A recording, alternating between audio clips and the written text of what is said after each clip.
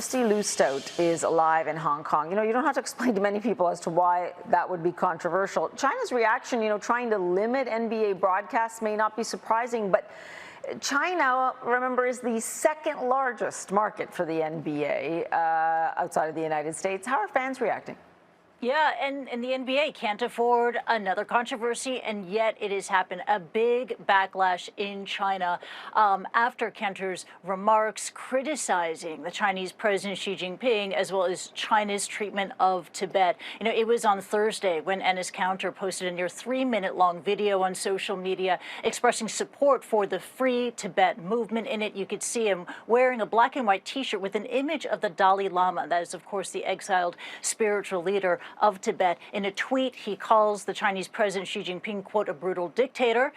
In the message, he says that the basic rights and freedoms of the Tibetan people are non-existent, and that prompted a very, very angry response on social media. You have the Boston Celtics fan page on Sina Weibo, which has some over 600,000 fans and followers, issuing an angry statement. Let's bring it up to you. The administrator of that fan page writing this, quote, any information on the team will cease to appear on this Weibo. Any behavior that undermines the harmony of the nation and the dignity of the motherland, we resolutely resist, exclamation point, unquote. Now, on Thursday, a spokesman for the Chinese Ministry of Foreign Affairs also weighed in on Kanter's comments, saying that he said those comments to attract attention to himself. The MOFA spokesman also added this.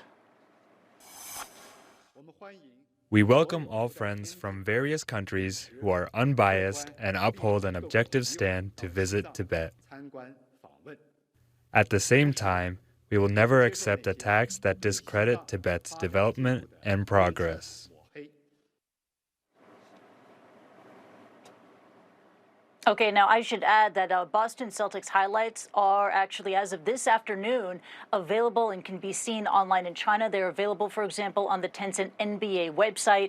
But this controversy comes 2 years after those controversial comments made by the former general manager of the Houston Rockets when he expressed support for the democracy movement in Hong Kong. On the back of that, CCTV, the mammoth state broadcaster of China, stopped broadcasting all NBA games. Kanter's comments also come on the back of the Olympic torch touching down in Beijing on Wednesday. And ahead of the Beijing Winter Games, due to take place in February, already calls for a boycott on China over Tibet, Xinjiang, and Hong Kong. Back to you.